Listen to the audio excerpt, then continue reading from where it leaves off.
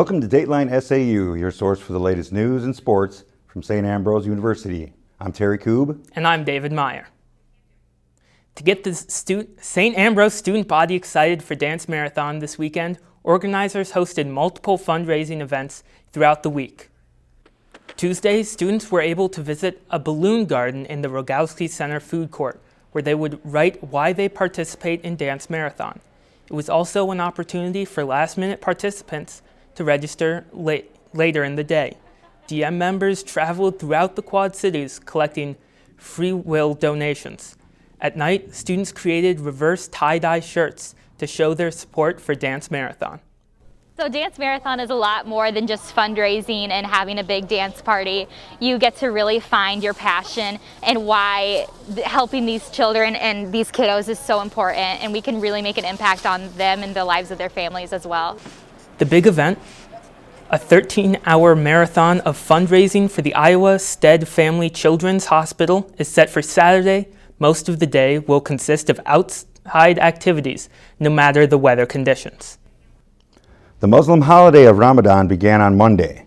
Despite being a Catholic institution, St. Ambrose University makes accommodations for students of different religions.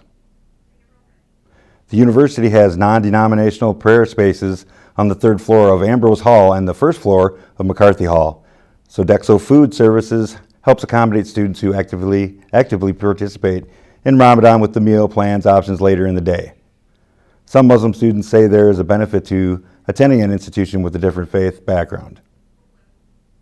And interesting and great and wonderful because it gave me the opportunity to learn about, other people around me who's not Muslim, and at the same time it made me, go out of my comfort zone and talk about my religion with other students, my friends, and even my teachers, and just learning from each other. So I believe that Ambrose is doing their best to support the Muslim students. Ramadan is a 30-day holiday during the 9th month of the Islamic calendar, where believers fast from sunrise to sunset. This is considered an act of worship along with active prayer. Summer is fast approaching, and students are highly anticipating jobs and internship opportunities. Workers in the university's Career Center are busy helping students line up opportunities and giving them tips on how to land a job that could start a new chapter of their life. If you are looking for an internship, the first thing to do is to figure out what you're looking for. One way to do that is to look in B Careers to see what internships are currently available, internships and part-time jobs, and utilize the people that you know, utilize your professors, utilize family members, former students, friends, but you'll want to start applying if you haven't already, since it's already the middle of April. You'll want to get that process going. You can find other information about internship opportunities online by going to the Career Center page through the SAU portal. St. Ambrose is set to host in-person commencement ceremonies at the end of the semester. This will be the first in-person graduation celebration since December 2019.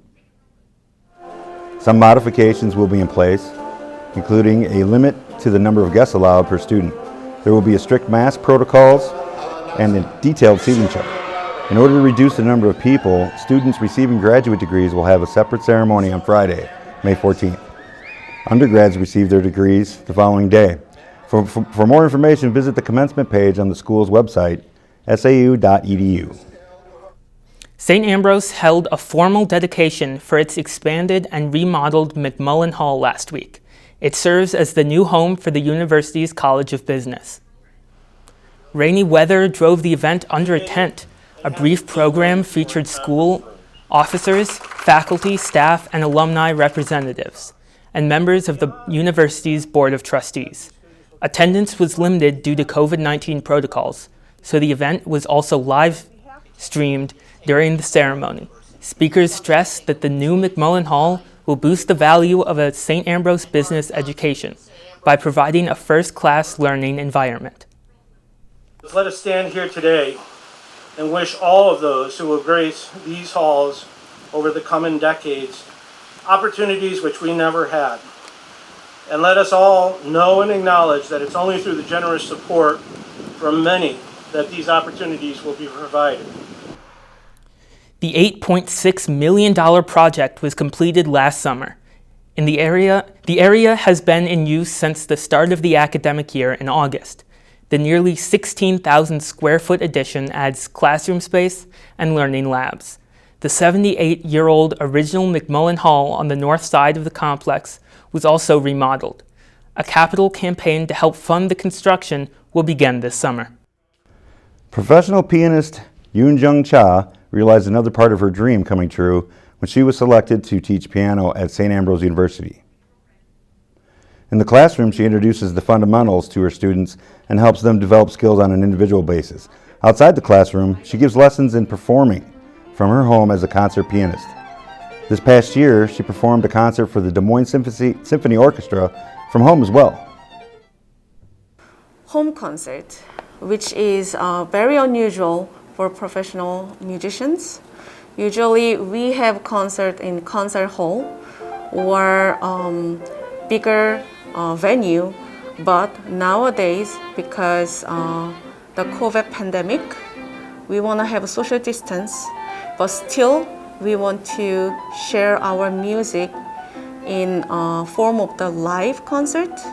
So we performed at my home studio, but at the same time we live streamed through the YouTube and the Facebook channel so we can share our music with audience.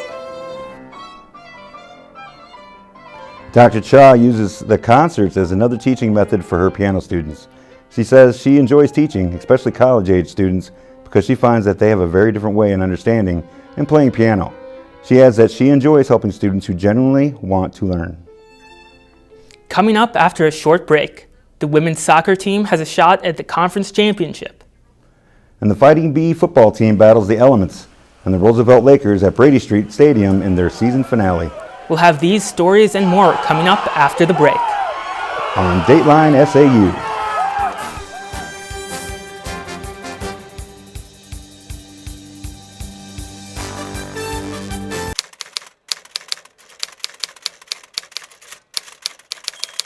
Post-graduation, I've served on the alumni board and have really enjoyed that role, staying in touch with St. Ambrose and all the things that are happening and getting to see students and hear about what we're doing for students, new buildings. It's just nice to stay in touch with the place that you lived for 4 years and loved while you're here.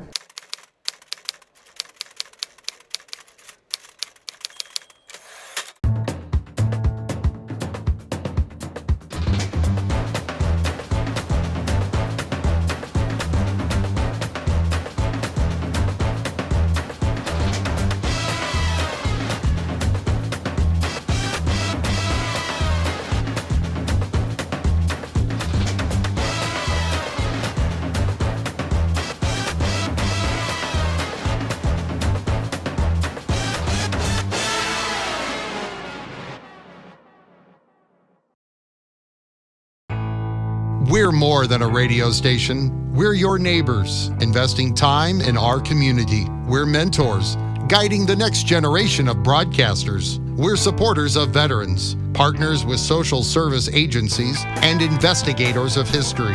We're dedicated sports fans. We're committed to the stories that make the Quad Cities unique. We are KALA Radio, 88.5 FM, 106.1 FM. Turn it on, turn it up.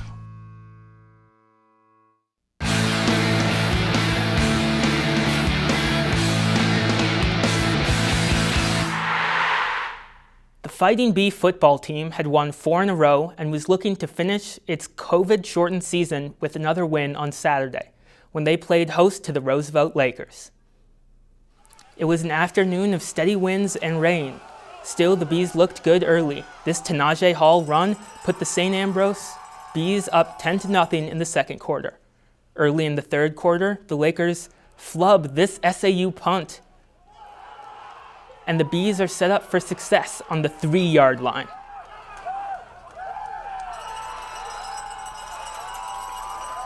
It was then up to Garrett Tarks to finish the job, and the home team enjoys a 17-3 advantage. But the Lakers start the comeback. Christian Phil runs 23 yards to pay dirt and the visitors pull within a touchdown. And here's the killer. It's Phil again, this time for 64 yards. And Roosevelt puts a damper on the Bees' season finale, coming back and knocking off St. Ambrose 24-17. The Bees end this season 5-3 overall and 4-2 in the Mid-States Football Association Midwest League, good for a third-place finish in the conference. It didn't take long on Tuesday for the St. Ambrose women's lacrosse team to show why they are considered among the top teams in the country. The Bees would score in the first minute of their contest versus Clark and would have a 5-1 lead less than 5 minutes into the game. In fact, SAU would score 14 consecutive goals to take a 15-1 lead into halftime. The Clark Pride had no answer for the onslaught as St. Ambrose would go on to win big 21-3. 12 different Bees scored at least one goal as the women improved to 11-1 on the season. Up next, the team will start play in the KCAC postseason conference tournament. After a 2-week layoff forced by bad weather, the St. Ambrose softball team returned to action Tuesday, playing host to number 16 Olivet Nazarene for a conference doubleheader. Down early in Game 1, the Bees launched a comeback. Olivia McClintock smashed this single past the third baseman, sending Casey Sprout home to cut the deficit to 1. An inning later, Sofia Delgado triples to right, scoring 2 more runners to again pull the Bees to within a run, trailing 6-5. Then, in the 7th, Delgado singles. But the potential game-tying run for St. Ambrose is thrown out at the plate. And Olivet Nazarene escapes with a victory in the opener. St. Ambrose took an early lead in Game 2, but Olivet Nazarene showed why they're nationally ranked. As the Tigers complete the sweep, the Bees move to 2-2 in the conference, 8-4 overall. The season came to an end for the SAU women's soccer team on the road Saturday. The Bees could only manage 4 shots in the CCAC championship game, dropping a 4-1 contest at Cardinal Stritch. Morgan Whalen scored the only goal for St. Ambrose as the team ends the year with a 9-7-1 record. B men's golfer McGuire Eden fired a 2-under par 70 to pace St. Ambrose to a 5th-place finish at the Augustana Invitational. 17 teams, including 3 St. Ambrose squads, competed in the event at Rock Island's Highland Springs Golf Course last weekend. Despite harsh, rainy weather conditions, Michaela Pironi became the first All-American cross-country runner in St. Ambrose history. She ran her fastest time of the year last weekend at the NAIA Cross Country National Championships in Cedar Rapids. The sophomore placed 26th out of 317 runners. And that's all we have for you on this edition of Dateline SAU. We'll be right back next week with the latest news and sports from St. Ambrose University. Remember to check out the SAU TV Facebook and Instagram pages for our newscasts, late-breaking news, and more. You can also find news stories and videos on The Hive at sauthebuzz.com. St. Ambrose University announced plans to return to a normal semester this coming fall, creating a lot of buzz around the community. With everyone sacrificing so much this past year, we asked some SAU students to reflect on what they missed the most during the pandemic. We'll leave with their responses. Thanks for joining us. We'll see you again next week. Probably seeing my friends and family. Like, I couldn't see my grandma. And I miss living with my roommates here at St. Ambrose. But I also miss going to the movies too. I miss being on campus and seeing everybody, and just walking around and seeing people outside doing homework and just being able to, stop by and see your friends whenever they were outside. And I also missed being in class with my best friends. It's not the same over WebEx. I miss my roommates a lot.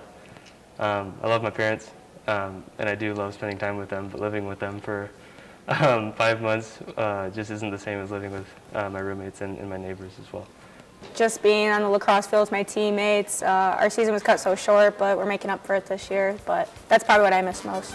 During the pandemic, I really missed going to other teams' sporting events and supporting the other teams, the school spirit that we have here. not being able to go without being on the pass list, I think, really takes away the feel of a home team crowd. I miss the most is everybody's smiling faces and getting to see everybody laugh and just have fun with these masks in the way.